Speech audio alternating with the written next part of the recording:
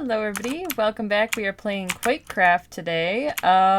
Let's see here. In honor of everybody going back to school, I thought I would tell everybody a story of, well, from college for me. It's probably one of my greatest accomplishments, tied up with one of my most embarrassing moments from college, but it's a good story, okay? So we're gonna do story time today. Alright, so let's hear. Let's set the scene. Okay, it's college. I believe I was a freshman? Yes, I was a freshman, because with freshman year I wanted to tackle all of the generals, and speech was the general that was included. And yes, the story is about speech class. Don't worry, it's a good story. It's, like I said, it's embarrassing for me, but it might be secondhand embarrassment for some people, but I don't know. I think it's entertaining. But yeah, so speech class. So like I said, this was freshman year, and despite my exuding confidence here on my YouTube channel, I am actually a very introverted person, and a speech is like one of the worst things I could ever be assigned, because I just know, oh, this isn't going to be pretty. It's not going to be pretty at all. The nice thing is, I was wrong at first. I mean, well, I'll tell the story and then you guys can make the decision if I was wrong or right. Well, how about that? That sounds like a good plan. But yeah, so most of the semester it was going great. Like the beginning of the semester, I was like, hey, you know, I'm actually getting the hang of this. I actually don't dread going to speech class, because we had different things where she would lecture our instructor on just the different types of speeches, and then we would talk about, you know, doing research for things. So it was really good because it wasn't all just, you're just going to give 100 speeches. So it kind of like broke it apart a little bit for me, which was really nice. So yeah, so most of the semester was going great. You know, I was liking my professor, I was liking my classmates.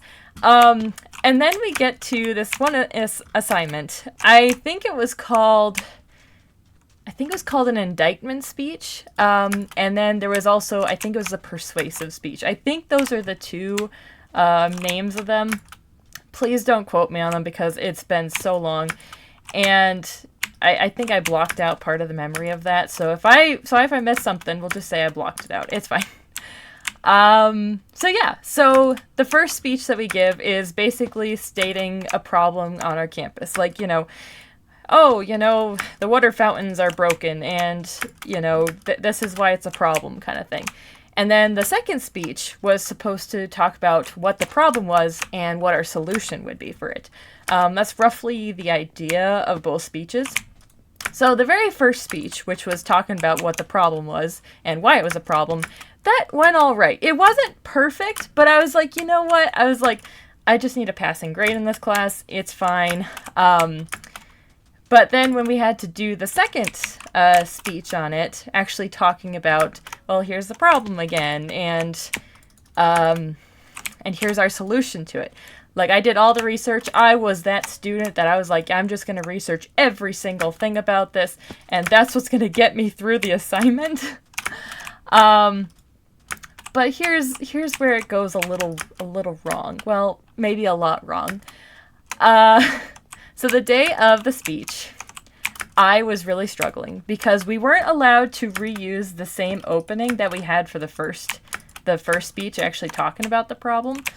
So for the second speech, we had to come up with a whole new opening for it. But I was like, you know, struggling. I'm like, okay, what was wrong with my first one? You know, it wasn't anything to do with that. She just wanted us to expand our, hey, did I win? I won! Sweet. Didn't expect that.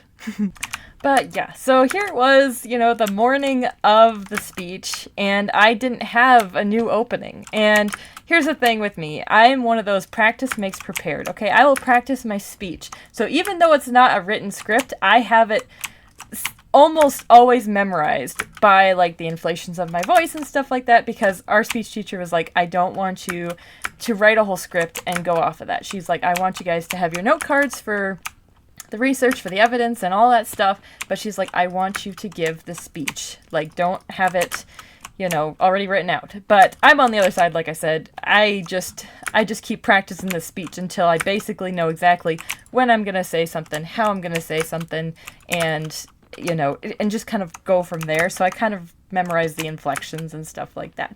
So it works pretty well. And yeah, so I just didn't have an opening though for this, and it was throwing off my entire game.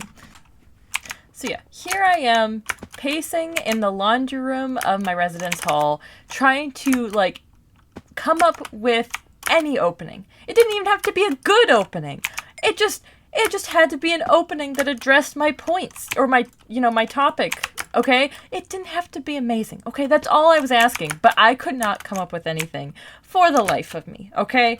But here I am. I'm so distracted. I'm so stressed. I am just like, I'm gonna fail this. It was derailing every single idea that I had in my brain about the rest of my speech. And so if you didn't have a strong opening, at least in my case, it was just all gonna fall apart basically. But I was so distracted by this that I didn't realize I didn't have my keys to my dorm room on me. And for those who have yet to attend college, okay, here's the thing. You need your keys to get into your room. You need your keys to get into your residence hall. Your keys are one thing you do not want to lock or lose. Lock somewhere or lose them, okay? These are the facts, okay? If you're a freshman, please do not find this out the hard way, because trust me, it is very stressful. And in this situation, I was 10 times stressed. I was like, I've got class in less than 20 minutes at this point, and I was like, okay, maybe I'm just gonna go walk to class and I won't even need my keys. I was like, maybe we'll be fine. And then I realized something else. I had left my entire backpack and all of my resources and my outline for my speech, which were required materials by our speech teacher because she wanted to follow along, and so she gave us extra points. So it was a huge part of our grade to have those materials. And my backpack and all the materials were, guess where? In my dorm room. In my dorm room. Because I couldn't have planned that any worse.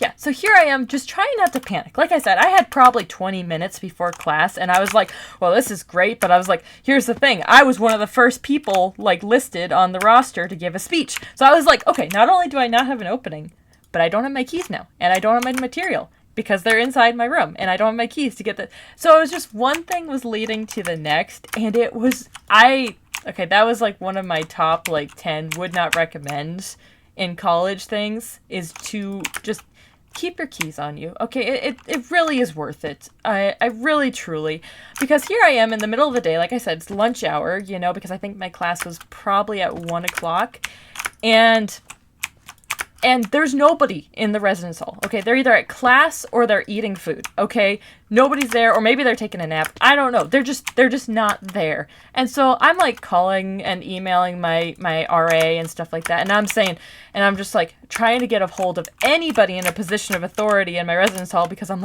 I just need somebody to unlock my door so I can grab my keys and my stuff. That's all I need. And here I am, there's a mail room, and I'm hanging out the door, and I'm like, anybody there? I need help. And it was, oh my goodness, I didn't care how bad I looked. I was like, please, somebody just help me. Please help me. And yeah, it was one of the most stressful things that I've ever had in college, okay? And I really wish that I was joking about how stressful this was, but it's a total possibility of this stuff happening. So yeah, so I'm calling everywhere, going up and down the floors. I finally found somebody on the 3rd floor of our residence hall that was like, oh yeah, I'm here, I can unlock your door for you. And I'm like, thank you so much. And I get my stuff, and at this point, it's probably been about 10, maybe it was 15 minutes, I don't know. I was on high alert for the stress, and I just kept thinking in the back of my head, I'm gonna fail this speech. It's gonna be such a mess. And I quickly grab my backpack, I throw all my materials into my bag, and I'm running to my class, because I think it was probably only that 5 minutes or so that I had. The good part is, it was actually one of my closer classes. That was probably the only good part about this whole fiasco, is I was at least my residence hall is really close by. So I don't have a huge commute, but I mean, it's a walking campus and it's actually a pretty big campus. So that 5 minutes, I mean, I'm roughly using like 3 of them. And here's the other thing. So going to class, just to give you guys kind of a little bit of an extra thing, but going to class, I always eat an apple. Like that was my default. I would eat an apple to class. It was a great way for me to, you know, be healthy, and I just liked apples. It was a convenient thing because you just tossed it away when you're done, and you know, it wasn't like a sandwich or anything like that. You know, it was just something small. So yeah, so eating an apple was definitely one of my routine things. And so with such a crazy day, I didn't want to deviate too much more. So even if I could only get a couple bites before class, like on my way to class, of this apple, I just was like, you know what, some part of the routine will be calming for me. And in retrospect, yes and no. Yeah, I'll let you guys decide that after you guys hear the whole story. But a part of me, though, is I needed food of some sort, because otherwise I mean, I have a habit of, like, stuttering sometimes if I don't have, like, some type of food in me. And because it was one of my first classes that day, I definitely needed some kind of sustenance. So, yeah. So I'm, like, half running to class, but I'm eating an apple, so I can't run too much. And I'm just like, okay. I'm like, everything will be fine. I'll just wing the opening of my speech. It's fine, you know. I'm sure plenty of people have done that in the past, and they've succeeded. They've lived through it. Okay. Plus, the other benefit that I had is that there was one other person who was going to give their speech before me, so I had plenty of time to put myself together before I had to give my speech. So I'd have a little bit more time because of this, because of the person who was going to go before me. I was like, you know what? It'll be fun, okay? I'll put myself together. It'll be fine. Yeah, I got to class, and one of the first things that the speech teacher said was, oh, the guy who's going to go before you, pros, he couldn't make it today. He got sick. Yeah, I was crying inside. I was like, no. This day is not going to get any worse. Oh, but boy, was I in for it. It wasn't good. Okay, guys, this story, it makes me cringe, but it makes me laugh. But yeah, so this kid was just gone. You know, I felt bad for him. You know, he was a nice enough kid, but I was like, really? You couldn't have chosen a worse day to, like, be sick? I'm like, I'm sorry, but it was one of those moments where I was like, please, no, this day can't get any worse. But boy, did it get worse. It got a lot worse. So the speech teacher says, okay, pros, you can start your speech now that everybody's here, because almost every single person was there that day, except for the one kid who was sick, and thank goodness the football players were also gone. But, you know, it will be fine. I was trying to tell myself, it will be fine. Everything will be fine. So I stand up and I hand my speech materials that are all still a little clustered because I just threw them in my bag, and I give them to my speech teacher, and she's like, thank you. And I'm like, yay. I'm like, we're gonna see how this goes. Like, I don't tell my speech teacher that, but that's what I'm thinking right now. And, you know, just that internal dread of just like, why today? Why me? So yeah, we're already dead. Okay, so I stand up. I walk towards the front of the room, which thankfully it wasn't an auditorium; it was just a classroom. But so I walk to the front of the room to give my speech, and I'm like shaking because I realize I'm not prepared for this at all, and I'm like, this is just it's gonna be a mess. But here goes, you know. I'm like, what's the worst thing that could happen? You guys are gonna find out. Yeah, so I get up to the front of the room, I turn around, and my speech teacher is like, whenever you're ready, pros, and she's like the sweetest. Like, I'm like, I just don't want to disappoint her. I just didn't want to disappoint her or anybody. But here it goes. I turn around, I look at all my fellow classmates, and I say the first phrase of of what I had used last time as an opening. I thought, let's go with the tried and true thing. I'll just do a slight different spin on it. So I say the first sentence and I pause. But this pause wasn't just a pause, everybody, okay? It was a freeze. It was a full-on freeze, okay? And I'm just staring at faces. And my brain cannot comprehend that they're my classmates' faces. They're just faces, and they're all staring back at me. And I'm staring back at them.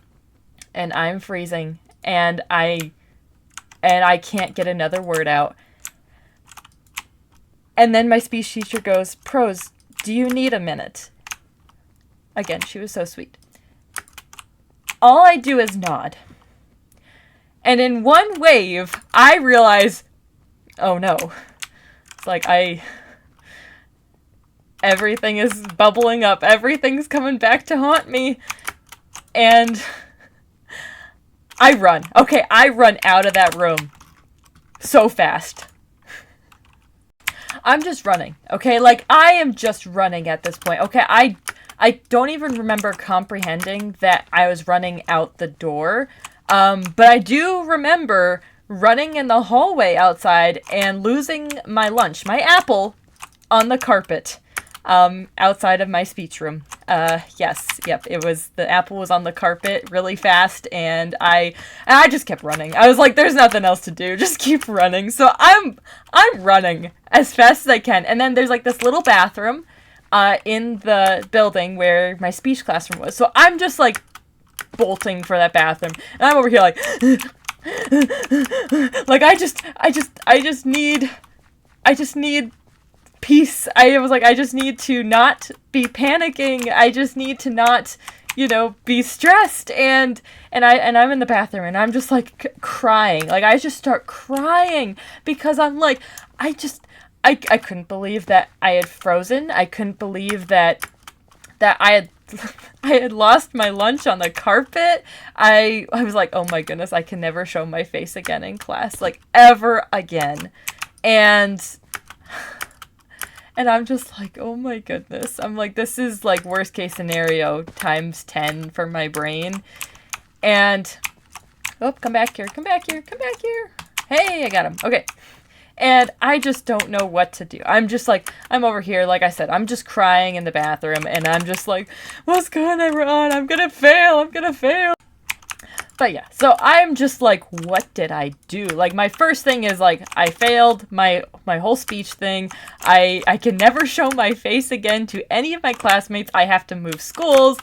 I am never ever leaving, my room again. Like, I mean, there's just like all this just like flooding. And my speech teacher, she was just the sweetest. Like, she must have followed me really fast, because in retrospect, I realized that on my way to the bathroom after I'd lost the apple on the carpet, I had looked backwards on my way to the bathroom, and I saw her sidestep the apple on the floor. Like, the whole mess I'd left, and I was like, oh no! But she came and she comforted me, and she was really like the best speech teacher I could have ever asked for. And she's like, hey, it's fine. She's like, it's fine. She's like, we'll just redo it. And so she was so supportive, and she was like, I'll just give you another chance. It's fine. Just don't worry about it. And so she was just kind of like, it's fine. She's like, I'm not gonna, she's like, you're not gonna be failing, because I think I said something like, oh my goodness, I just totally like, failed that speech. And she's like, no. She's like, it's fine. She's like, it's fine. She's like, you just redo it the next time, when, because it was gonna be a holiday weekend coming up. So she's like, after the holiday, she's like, I'll just let you have a redo. She's like, it's totally fine. Don't worry about it. And she was just the sweetest, most supportive teacher I could have ever asked for. So definitely, guys, if you are nervous about a class, just find a teacher who's like really like, who has like some of the best reviews, because it really makes a difference. But yeah, so she was like really supportive about it, but this is the part where my brain was like, no, I have to give this speech today, because I ain't coming back. I'm not gonna have my classmates recognize me as the girl who lost her apple on the carpet. I am just like, Oh my goodness, it was a mess. But she was like, it's fine. She's like, just come back, after the break. And I'm like, okay, but I'm like, I don't know if I am coming back after the break. But I didn't tell her that. I really didn't tell her that. That was the first class that I was like, I can't show my face here ever again. Like, never, ever again. So she let me go home though. After the thing, she's like, just go back, don't worry about it. So I went back to my dorm room and I was like absolutely mortified, but I'm like, okay, hopefully I can put this behind me. Yeah, no, it was one of those holiday weekends that as I was like packing and getting ready to go and stuff like that, it was the only thing just like haunting me like the entire time of I still have to give a speech again. Which was probably still one of the worst things ever, is I'm like, not only did I fail it the first time, but I have to try again? In front of people who saw me, like, throw up on a carpet? Like, I mean, they didn't actually watch me throw up, which is good, but yeah, it was an interesting day. But yeah, so I was packing up, getting ready to go, I think, for the weekend, because this is one of my last classes, if I remember right, and it was a holiday weekend. But the whole time, I'm like, oh my goodness, I have to go back to school, and I have to decide if I want to show my face again. I was seriously considering never, ever stepping foot in that class again. But yeah, so when I came back from break, I thought to myself, I'm never going back. So I start calculating, like I'm looking at the syllabus, I'm calculating all the assignments, and I'm saying, if I leave now, what's my grade gonna be? Like, I'm doing all the math, okay? Like, I was like, I just can't handle it. I can't go back. I am too embarrassed. It was such a mess. And I knew that so many people were going to be like really nice about it, but I mean, there's just such a point that you don't want to, I mean, I don't want to say you don't want to face the music, but there's some situations you're like, can I please just walk away? Do I get like, I don't know, a special like, teacher like, note or something like that saying I don't have to do this, please? But unfortunately, my teacher believed in me. Did I believe in myself? No. Especially since I still didn't have an opening. But then it occurred to me. Actually, I did have an opening. I had a brand new opening thanks to the situation that brought me to where I was. So, what did I do? I grabbed all my materials again, and I went back to class. It was one of the longest and most difficult walks to a class that I have ever experienced as a student, because the whole time I was like, am I being stupid? But I was like, I have to do this. Like, I'm one of those students that I want to get an A, okay? Whenever I can, I try to get an A, okay? Like, I just know things happen, people get sick, stuff happens, so I have to take every A that I can possibly get. Alright, so I'm on my way. Like I said, it was a short walk, but it felt like the longest walk this time. And the whole time I'm like, okay, we're going to see how this goes. So I get back to class, and I can just tell my speech teacher is so glad I'm there. I'm sure she knew that I was considering just leaving. Just ghosting. So yeah, so I'm like, I could tell that she was grateful I didn't just leave. And part of me was grateful that I hadn't just left either. But yeah, so I show up to class, and everybody's there this time. Like, everybody's there, okay? The guy that was originally sick, he's back. He's doing well. And then the football players who were gone, they're back. They're doing well. And I'm over to the side like, oh, we're going to see how this goes. And I had opted not to eat an apple that day. I did make that decision. I was like, you know what? It's too soon. Too soon.